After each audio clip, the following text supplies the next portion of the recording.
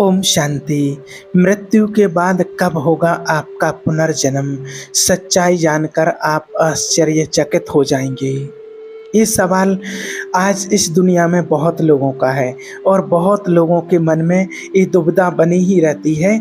जो उन बहुत सारे लोगों ने कमेंट करके पूछा है, कॉल पर भी कुछ लोगों ने पूछा है। आज दुनिया में जिसकी मृत्यु हो जाती है, अचानक किसी की भी मृत्यु हो जाती है, अकाल मृत्यु हो जाती है या किसी भी प्रकार से मृत्यु हो जाती है, तो लोगों को बहुत चिंता रहती है और लोग जानना चाहते हैं कि आखिर हमारे परिवार से जो चले गए हैं, अब उनका अगला जन्म कब होगा, कितने समय के बाद होगा। और कई लोगों को ये भी चिंता रहती है कि वो आत्मा कौन सी योनि में जाएगी और फिर उनको कितनी योनियां भोगने के बाद उनको मनुष्य का जन्म मिलेगा।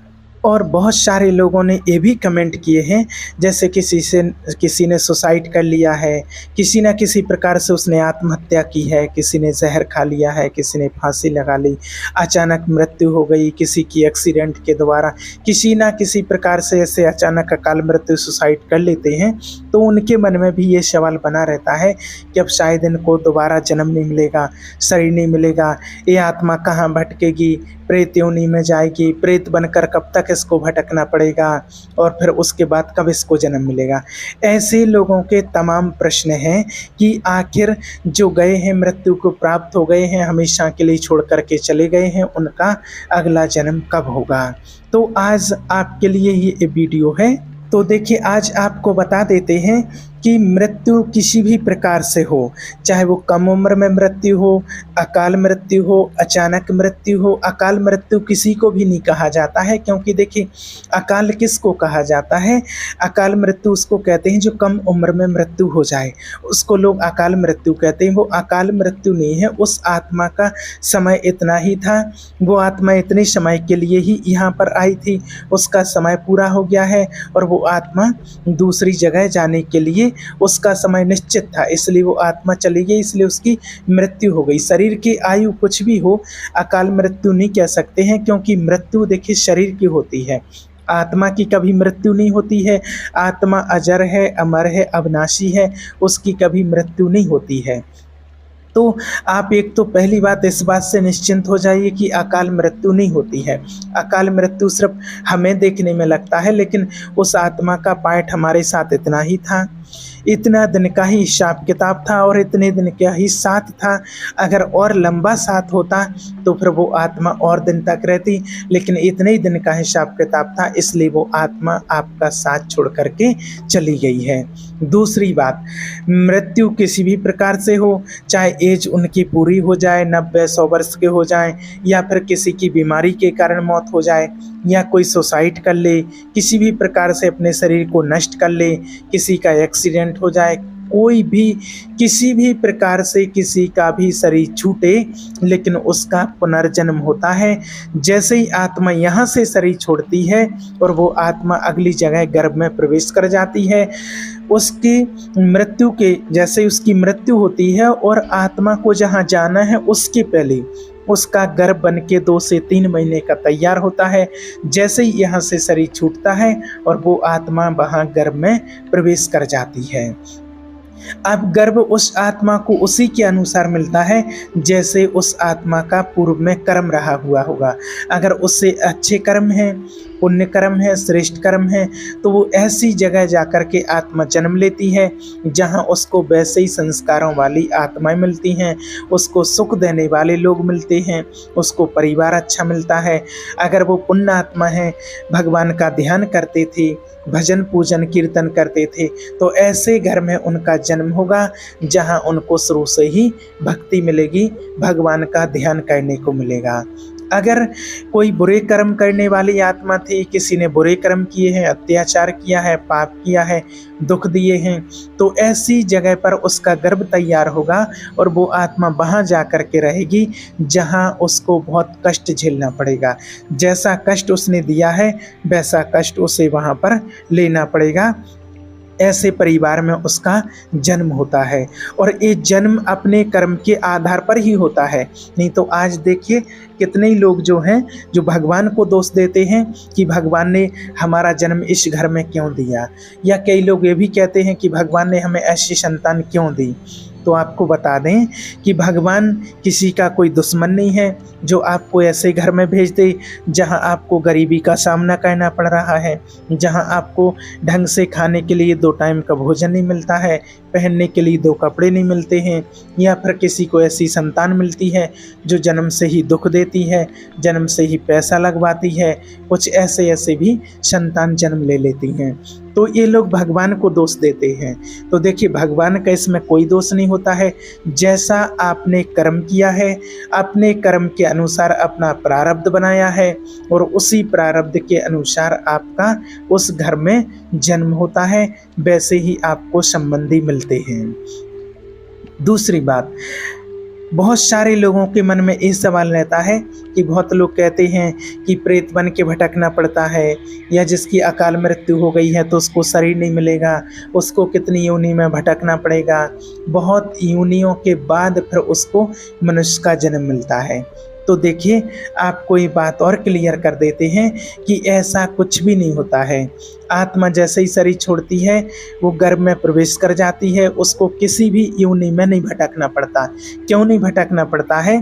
क्योंकि आज लोग यही समझते हैं कि भाई जो गलत काम करके गए हैं, जो पाप करके गए हैं, अत्याचार करके गए हैं, उसे तो किसी गलत योनि में जाना पड़ेगा, किसी पशु पक्षी की योनियों में जाना पड़ेगा, तब उसको कष्ट भोगना पड़ेगा, फिर उसको मनुष्य का जन्म मिलेगा। तो देखिए, ऐसा नहीं होता है।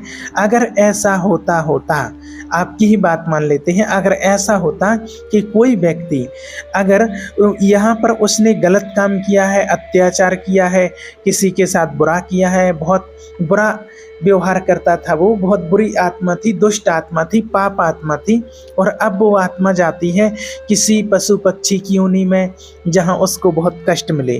अगर वो आत्मा वहाँ कष्ट भोग करके आ रही है और फिर जब उसका अगला जन्म होगा तो अगला जन्म तो बहुत अच्छा होना चाहिए। आप इस बात को समझिए अच्छे से कि आज मान लीजिए किसी व्यक्ति ने कोई बुरा कर्म किया है और बुरा कर्म करके और वो व्यक्ति उसकी मृत्यु हो जाती है, फिर उसको अगला जन्म किसी पशु पक्षी की योनि में मिलता है कष्ट भोगने के लिए। लेकिन जब उस योनि से मुक्त होकर के वो आत्मा मनुष्य का जन्म लेगी, फिर मनुष्य का जन्म तो उसे सुखपूर्वक भोगना चाहिए, सुखी होना चाहिए। लेकिन आज हम यहाँ देख रहे हैं कि मनुष्य तो जीव जंतु जानवरों से भी ज़्यादा दुखी हैं, ज़्यादा दुख भोग रहे हैं। तो अगर वहाँ कष्ट भोग करके आए हैं फिर तो उनको सुख भरा जीवन मिलना चाहिए था, लेकिन ऐसा नहीं है। तो देखिए, आत्मा और किसी योनि में नहीं जाती है, मनुष्य योनि में ही रह करके उसको वो सारे कष्ट भोगने पड़ते हैं जो उसने दूसरों को कष्ट दिए हुए होते हैं। अब फिर कई लोग कहते हैं कि शास्त्रों में क्या गलत लिखा है कि जो 84 लाख योनियाँ बताई हैं कि 84 लाख योनियों में आत्मा को जाना पड़ता है, उसके बाद फिर उसको एक मनुष्य का जन्म मिलता है। तो देखिए, शास्त्रों में गलत नहीं लिखा है, उसको ये नहीं कह सकते हैं कि गलत लिखा है, बस उसका अर्थ नहीं समझ पाए सही तरीके से। जो हमारे ऋषि मुनि थे वो जानते थे कि आने वाली जो पीढ़ियां हैं, आने वाला जो समय है, इसमें मनुष्य आत्मा बहुत पाप करेंगे, बहुत अत्याचार करेंगे। इसलिए उन्होंने, क्योंकि वो त्रिकालदर्शी थे, तीनों कालों को देखने वाले थे, इसलिए उन्होंने शास्त्रों में लिख दिया था कि अगर आप ऐसे पाप कर्म करोगे तो ऐसा जन्म मिलेगा, कुत्ते का जन्म मिलेगा, गधे का जन्म मिलेगा, सर्प का जन्म मिलेगा, ऐसी ऐसी उन्हीं में आपको भटकना पड़ेगा। इसलिए कि आप वो पाप कर्म करने से बचे रहें और पाप कर्म ना करें, इसलिए अच्छे कर्म करते रहें। लेकिन आज उनकी बात लिखी ही रह गई, कोई शास्त्रों का अध्ययन नहीं करते हैं, ना उस बात को मानते हैं। तो वो इसीलिए कि अगर व्यक्ति यहाँ पर कोई गलत काम करके जाता है तो उसका जन्म अगली जगह ऐसी जगह होगा जहाँ से कुत्ते के जैसा जीवन व्यतीत करना पड़ेगा, एक एक रोटी के लिए भटकना पड़ेगा और सबसे अपमानित होना पड़ेगा, मार खानी पड़ेगी, तिरस्कार होगा, एक एक रोटी के लिए भटकना पड़ेगा। आज दुनिया में देख रहे हैं ना, भिखारी सब कुत्ते के जैसे भटकते रहते हैं, एक एक रोटी के लिए द्वारे द्वारे भटकते रहते हैं। तो ये वही जीवन हुआ है। और एक चीज़ और, बहुत लोगों ने कमेंट किया है, बहुत लोग कहते हैं कि किसी की उनके परिवार में मृत्यु हो जाती है तो वो लोग कहते हैं कि अचानक मृत्यु हो गई है, हमें किसी ने बताया है कि अगर आप पाठ पूजा करते, ऐसा करते तो फिर ये मृत्यु नहीं होती, टल जाती। तो देखिए, मृत्यु कभी किसी की टलती नहीं है, ना तो मृत्यु किसी पूजा विधि पाठ से रुक सकती है, ना कोई डॉक्टर रोक सकता है, ना कोई तंत्र मंत्र विद्या रोक सकती है। मृत्यु की एक सीमा निश्चित होती है हर आत्मा की, जितना उसको समय मिला हुआ है उसका समय पूरा होने पर 1 मिनट भी ज़्यादा उस आत्मा को आप नहीं रोक सकते हैं। बड़े से बड़े डॉक्टर, जादूगर, तंत्र मंत्र विद्या पाठ पूजा, कुछ भी ऐसी शक्ति नहीं है इस दुनिया में जो उस आत्मा को 1 मिनट ज़्यादा रोक ले। और अगर जिस आत्मा का समय पूरा नहीं हुआ है तो कोई भी ऐसी शक्ति, चाहे वो एक्सीडेंट हो, दुर्घटना हो, मृत्यु, सुसाइड, डेथ, जहर, डॉक्टर, कुछ भी ऐसी कोई शक्ति वो भी नहीं बनी है कि उस आत्मा को 1 मिनट पहले भेज दे। मृत्यु अपने ठीक निश्चित समय पर होती है, उससे कोई 1 मिनट आगे और पीछे नहीं हो सकता है। इसलिए आप इस दुविधा में ना रहें। बहुत सारे लोगों ने भी कमेंट किया है कि हम अपने भाई को, माँ को, बाप, पिताजी को, बेटे को समय से लेकर के हॉस्पिटल नहीं पहुंच पाए हैं, अच्छे हॉस्पिटल में लेकर के नहीं पहुंच पाए हैं, नहीं तो वहां शायद उनकी मृत्यु नहीं होती, वो बच जाते। और कई लोग अपने आप को दोषी मानते हैं कि हमारे कारण उनकी मृत्यु हुई है। तो देखिए, ये सिर्फ मृत्यु आती है एक बहाना लेकर के, इसमें किसी का कोई दोष नहीं होता है। जिसका समय आ गया है उसको आप दुनिया के किसी भी डॉक्टर के पास लेकर के चले जाएं, किसी भी तंत्र मंत्र के विद्या वाले के पास लेकर के चले जाएं, लेकिन उस आत्मा को वो रोक नहीं सकते हैं, क्योंकि उसका समय पूरा हो गया है। और जैसे ही समय पूरा होता है उसको अपने निश्चित समय पर उस आत्मा को जाना पड़ता है। इसलिए बहुत सारे लोग इस बात से दुखी हैं। तो आज उन लोगों के लिए है कि आप इस बात से बिल्कुल दुखी ना रहें। आपका कोई इसमें दोष नहीं है, आप अपने आप को दोषी ना समझें। हर आत्मा का निश्चित समय होता है, निश्चित समय के लिए वो आत्मा आती है कि कितने साल, कितने महीने, कितने दिन और कितने घंटे और कितने मिनट आपके पास उस आत्मा को रहना था। और वो समय पूरा होने पर अब वो आत्मा चाहे आपके पास 1 साल के लिए आई हो, 100 साल के लिए, 1 महीने के लिए, 1 दिन के लिए, 1 घंटे के लिए आई हो, और वो अपना समय पूरा करके उसका हिसाब किताब करके और उस आत्मा को फिर जाना पड़ता है अगली जगह। इसलिए आप इस बात से बिल्कुल निश्चिंत रहें। जो भी आत्मा शरीर छोड़ करके जाती है उसका गर्भ पहले से तैयार होता है 2-3 महीने का, और वो आत्मा यहाँ से शरीर छोड़ती है और वहाँ अगले गर्भ में प्रवेश कर जाती है। और उसकी जो सजाएं बताई गई हैं वो सारी सजा जन्म ले करके ही उसको भोगनी पड़ती हैं, और किसी योनि में उसको सजा भोगने के लिए नहीं जाना पड़ता है। उसके बाद गर्भ की अवस्था पूरा समय होने पर और फिर उसका पुनर्जन्म हो जाता है। अब कोई हमारे घर से शरीर छोड़ करके चला गया है तो उसके लिए एकदम आंसू बहाते नहीं रहना है। उस आत्मा के प्रति हमें भगवान से प्रार्थना करनी है। ये हमारा कर्तव्य बनता है कि वो अगली अब न्यू जर्नी पर गए हैं तो उनकी अगली यात्रा अच्छी हो, और उस आत्मा को आपको कोई कष्ट नहीं देना है, क्योंकि आप यहाँ रोते हैं तो दर्द उस आत्मा को वहाँ हुई होता है। इसलिए आप उस आत्मा को दुआएं दें, भगवान से प्रार्थना करें, ये भगवान मेरा उनका साथ इतने ही दिन का था, अब वो आत्मा जहाँ भी गई हो, जहाँ भी उसका हिसाब किताब हो, वो उसको अच्छा घर मिले, अच्छा परिवार मिले, अच्छे उसको प्यार सम्मान देने वाले लोग मिले, और वो आत्मा जहाँ भी जन्म ले वो बहुत खुश रहे। तो जब आप ऐसी दुआएं उस आत्मा के लिए देते हैं तो वो आत्मा भी खुश होती है, और आप अगर खुश रहते हैं तो आपको देख करके वो आत्मा खुश होती है और वो आत्मा सुखी रहती है।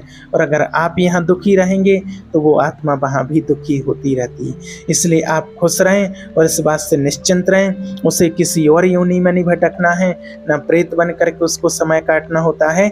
शरीर छोड़ा और उस आत्मा को दूसरा जन्म मिल जाता है। ओम शांति।